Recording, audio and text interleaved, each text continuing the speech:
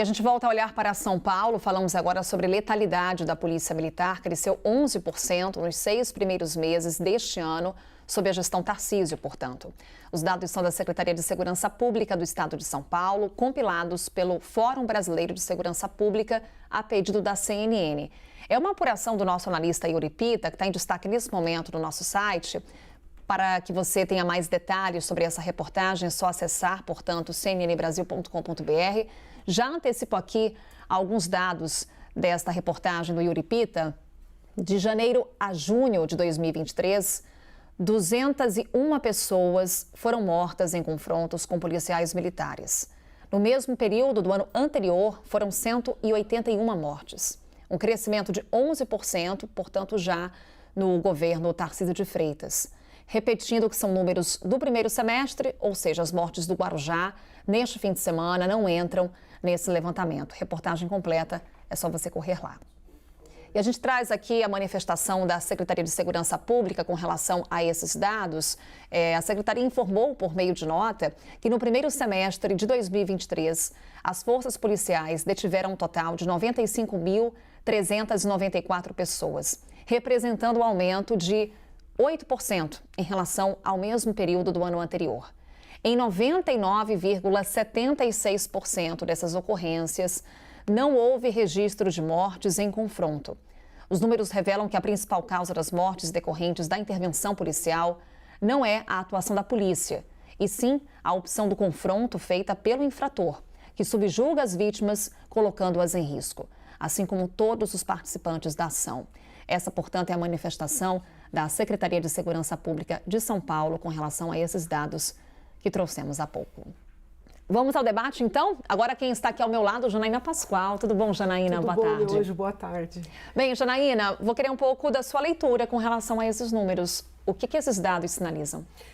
Então, sempre é necessário tomar um pouco de cuidado, porque nós teríamos que avaliar qualitativamente, né? Existem as análises quantitativas e as análises qualitativas. Eu tive a oportunidade de trabalhar na Secretaria de Segurança Pública no início dos anos 2000, no túnel do tempo, e eu integrei a comissão pela redução da letalidade nas ações policiais. É um tema bastante complexo, porque nós precisamos separar, né, aquelas mortes que ocorrem tanto de um lado como do outro, porque também existe a preocupação com as mortes dos policiais, mas separar aquelas mortes que ocorrem numa situação de efetivo confronto e mortes que poderiam ser equiparadas, por exemplo, a execuções, né, que seriam mortes de pessoas já contidas, já algemadas, já presas, né? Então seria necessário fazer uma avaliação qualitativa desses números. O que eu posso antecipar é que eu vislumbro já há muitos anos que o tema de segurança pública, da questão policial, eu estudo há muitos anos. Eu vislumbro, assim, um extremismo tanto à esquerda como à direita, se é que nós podemos denominar dessa forma, né? Que sempre acaba sendo algo reducionista quando a gente dá um nome. Em regra, a esquerda quer punir, inclusive, o policial que se defende numa situação de efetivo confronto. E a direita acaba justificando situações que são claras execuções, né? E com isso nós corremos alguns riscos.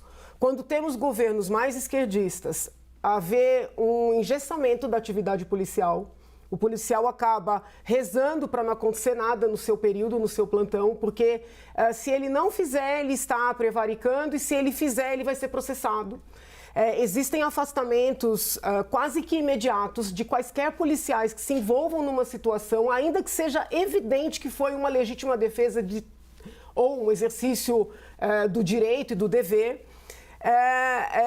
Então você pode ter esse congelamento. Por outro lado, se houver um governo que não toma o cuidado de dar os comandos corretos, né, de dar os encaminhamentos corretos, pode-se perder o controle sobre a tropa. Então, assim, os excessos à esquerda e à direita, nessa seara, eles são ainda mais deletérios do que em quaisquer outras searas, né? Essa polarização, ela também acaba tendo impacto nisso. E eu não consigo deixar de dissociar esses números, essa situação que nós estamos vivendo na Baixada, que é preocupante, com a mudança de maneira de encarar o problema na Cracolândia, tá? Que é um problema real que os últimos governos, em certa medida, negligenciaram. Então, eu quero aqui deixar muito claro, eu entendo que a abordagem haveria sim de ser alterada na Cracolândia. Eu entendo que, em grande parte, os problemas que nós estamos acompanhando são reação a essa mudança de enfoque.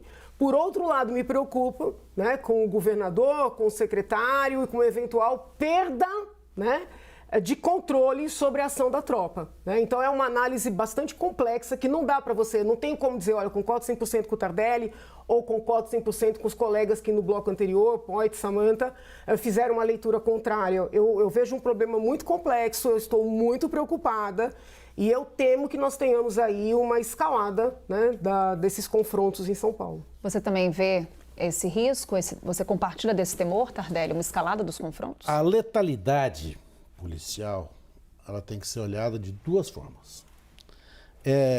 O policial que mata e o policial que morre. Né? Todos os dados nos indicam que os policiais morrem fora da atividade efetivamente policial. O que significa isso? Eles morrem em hora de folga, na grande maioria dos casos. Eles estariam de folga ou eles estariam em alguma atividade de risco? Essa é uma questão que é muito negligenciada pela própria polícia. O bico, entre aspas, assim chamado, a atividade que o policial militar tem fora da polícia militar, se institucionalizou. Ao mesmo tempo em que ele não é aceito pela corporação, ele se institucionalizou na prática. Né? Seja pelo baixo soldo que os policiais militares recebem, seja porque há um período, uma quantidade de horas. Nós, no Brasil, trabalhamos muito, a gente não consegue ficar, nós não suportamos ver alguém de folga, não é de folga, recuperando da carga de trabalho que teve, sem pensar que ele poderia estar fazendo mais alguma coisa ali, certo? Para aumentar o orçamento familiar. Muitos desses policiais militares vão para atividades de risco. É uma situação e eu concordo com a Janaína, muito, muito complexa e muito delicada. Uma coisa é a matança policial. Isso não é letalidade, isso é outra coisa. Isso é a perda gradativa do comando sobre a tropa. O que está acontecendo na Baixada Santista é muito grave. É muito grave. Em termos, assim, vamos dizer, de política pública, em termos de criminologia, em termos de ciência penal, o que está acontecendo é muito grave. Porque nós estamos perdendo a noção de que a autoridade é aquela que existe para coibir a criminalidade. Nós não podemos imaginar que a polícia, para coibir a criminalidade, também cometa crimes. Nós vamos chegar num ciclo, nós vamos entrar num ciclo vicioso e tudo vai piorar. Olha, mataram um policial aqui, nós vamos invadir lá. Isso não é assim, não pode ser feito isso. A letalidade da atividade policial no Brasil ela é altíssima. E ela é altíssima em, por exemplo, se você for pegar as estatísticas de violência aqui da cidade de São Paulo, você vai chegar a conclusões muito interessantes. Por exemplo, o bairro de Moema tem um índice de violência menor a Zurique. A Lapa tem um índice menor de violência que Manhattan. Onde está a violência, então? A violência está onde as pessoas são mais desprotegidas, que é nas regiões mais periféricas da cidade, mais vulneráveis. Essa letalidade teria que... E eu defendo isso há muitos anos, há 30 anos que eu falo isso, ou quase 40. Nós precisamos fazer um estudo epidemiológico da violência policial e da letalidade policial. Nós temos que tirar isso da segurança pública e passar a trabalhar isso como saúde. Um dado epidemiológico. Nós não temos nenhum estudo que fala assim, olha, como nós vamos reduzir essa letalidade sem que o policial corra risco. Porque o policial ele é uma profissão de risco. Policial, bombeiro, ele vai lá para o fogo. Certo? O policial vai para aquele confronto que nós não podemos ter.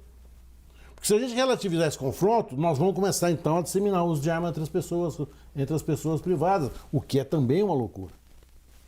O que nós não podemos imaginar é que a letalidade seja tratada da forma como é tratada, burocraticamente. Eu concordo com a Janaína, nós precisamos fazer um estudo profundo, vertical, isento, no que for possível de isenção, para que nós possamos estabelecer um modelo de relacionamento entre um agente público armado e a população, principalmente mais carente. Inclusive a população que ele vai correr atrás. Olha, o fato dele estar perseguindo um criminoso não pode dar ele o direito de matar esse eventual criminoso. Ele não está para matar, ele está lá para prender. Depois na periferia existe um ditado: Deus cria e a rota mata. Qualquer comunidade da periferia você vai encontrar isso lá, basta andar um pouquinho. Ao mesmo tempo em que você tem isso de um lado, você tem do outro lado, o policial sabe que ele não é bem aceito, então ele tem que se disfarçar. Ele tem que esconder da vizinhança que ele é policial. Ele não pode chegar fardado em casa, ele não pode entrar fardado no metrô, no trem. A situação começa, o que nós temos hoje é uma situação de guerra, de enfrentamento. E esta guerra, esse enfrentamento tem que acabar. Mas posso só fazer uma... Querida, tudo que o colega sempre. falou até agora está absolutamente correto.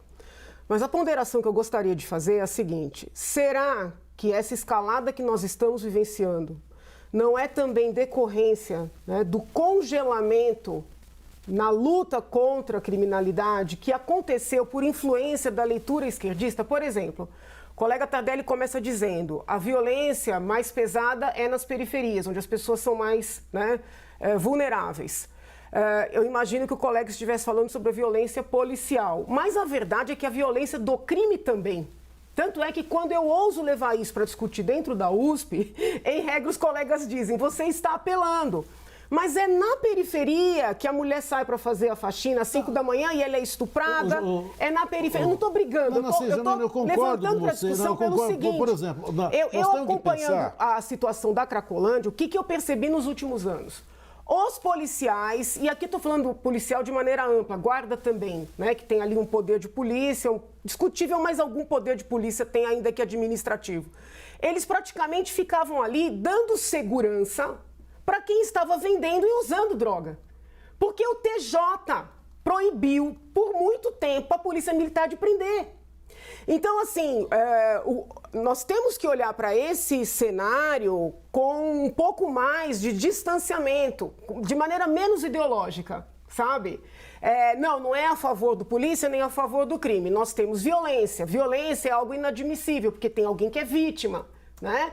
Então, nós temos que olhar com um pouco mais de distanciamento. Quando a justiça também entra num processo de liberação em massa, de proibição da atividade policial, nós acabamos ensejando uma explosão, entende? Então, acho que tem que estar 2 passos para trás, tanto direitistas quanto esquerdistas, para que nós consideremos crime, independentemente de quem pratique. Porque também tem o endeusamento do criminoso também. Uma das situações que a gente não pode esquecer é que, por exemplo, o roubo de um celular da mulher que trabalha como diarista, por exemplo, representa para ela um desfalque econômico gravíssimo. Ela vive do celular, porque ela é chamada por ali. Para ela comprar um outro celular, ela tem que fazer uma engenharia econômica doméstica gigantesca. Aparece alguém que chega para ela e fala assim: olha, por R$5 que você me der por semana, eu boto um rapaz aqui que vai sentar no ponto de ônibus e não vai deixar ninguém roubar teu celular. Ela dá isso, começa a criar milícia. A milícia vem da ausência do poder público.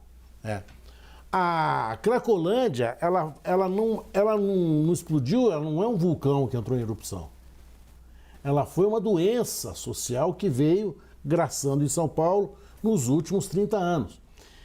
E agora, a gente, assim, eu gosto muito, acho que a vida imita a arte, sabe? há um personagem que eu adoro na literatura brasileira, um dos mais geniais personagens criados pela literatura brasileira, e o nome dele é Simão Bacamarte.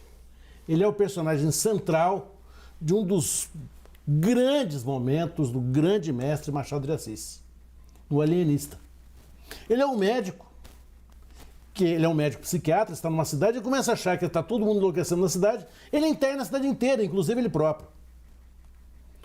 A Cracolândia está sendo mais ou menos isso. É o Simão Bacamarte que está tomando conta da Cracolândia, porque nós temos 18 presos na Cracolândia, mas temos 10 a 100 gramas de droga apreendidas.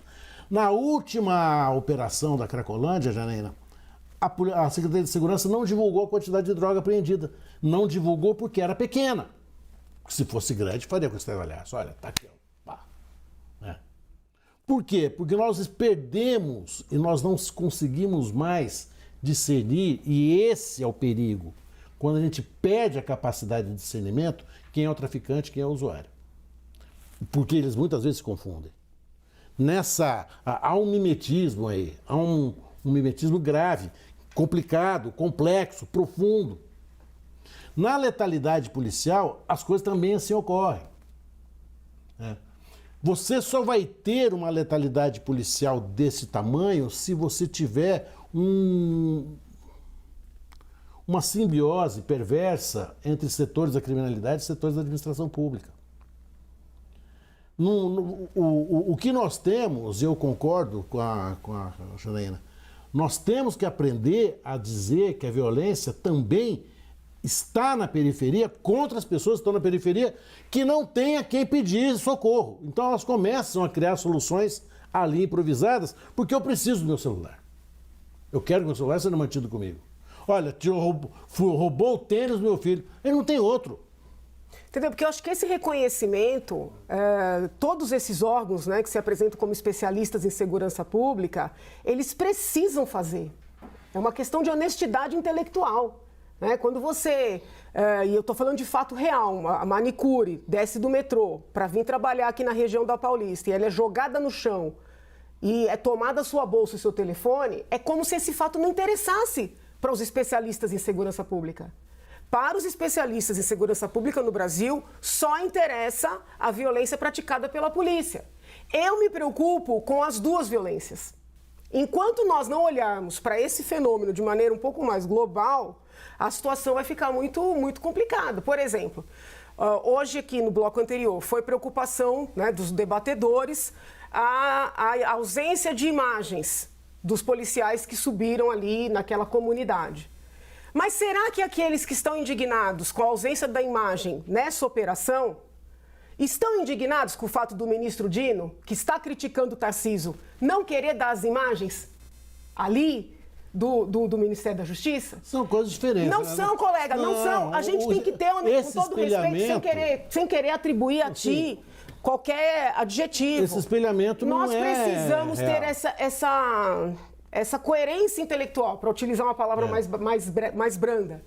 Como é que pode ministro Dino estar criticando o Tarcísio, e eu estou preocupada com a gestão de Tarcísio diante do que está acontecendo, não vou negar, se ele está negando imagens à CPMI, sendo que a CPMI tem esse poder e, a bem da verdade, são imagens de interesse público.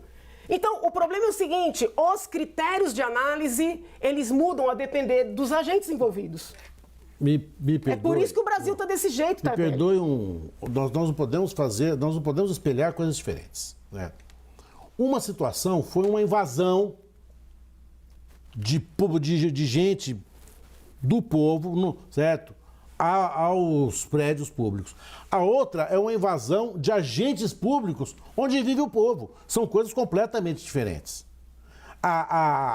O dever do policial, a obrigação primeira do policial é preservar-se e preservar a população. Na hora que você imagina um lugar pequeníssimo, certo? Paupérrimo, invadido por 600 homens armados até os dentes. Os relatos que os jornalistas do UOL, os colegas da Comissão de Direitos Humanos da OAB, a ouvidoria da Polícia Militar estão coletando são chocantes. Ainda que vamos dizer que parte desses relatos sejam fantasiosos, o que sobrar de realidade disso é horrendo. Nós não podemos admitir esta polícia. Esta polícia não pode existir. Não, nós estamos concordando nesse ponto. Não o pode que me preocupa é que o critério de análise, ainda que nós coloquemos em situações, numa gravidade diferenciada, diante dos depoimentos que estão sendo colhidos hoje na CPMI, onde o chefe da BIM diz que avisou o ministro da Justiça, ontem o chefe da Polícia Federal disse que avisou o ministro da Justiça e ele nega as imagens, e eu não vejo os analistas que criticam aqui Tarcísio e o secretário sequer dizer o seguinte: não, o ministro tem que entregar as imagens. Então, são essas discrepâncias que, na ponta, fazem com que os agentes reajam de maneira equivocada. Nós temos que virar essa página, né? Nós precisamos virar essa página. Nós não podemos entender que o que é certo porque é Lula e é errado porque é Tarcísio, ou vice-versa. Já estou até virando. Eu fico assim, o assunto é um assunto que a gente vai, isso aí não tem fim. Mas só para me dar um minutinho. Assim, tenho 30 segundos, Tardelli, vai lá. 15 segundos, vai. Esse espelhamento a gente não pode ser feito. O que eu tenho dito aqui hoje é o seguinte: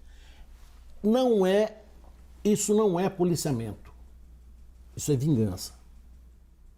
E você não pode ter uma estrutura pública armada a se vingar da população indefesa. Prenderam o criminoso, puna-se o criminoso, processe o criminoso, dê a ele a pena que tiver que dar.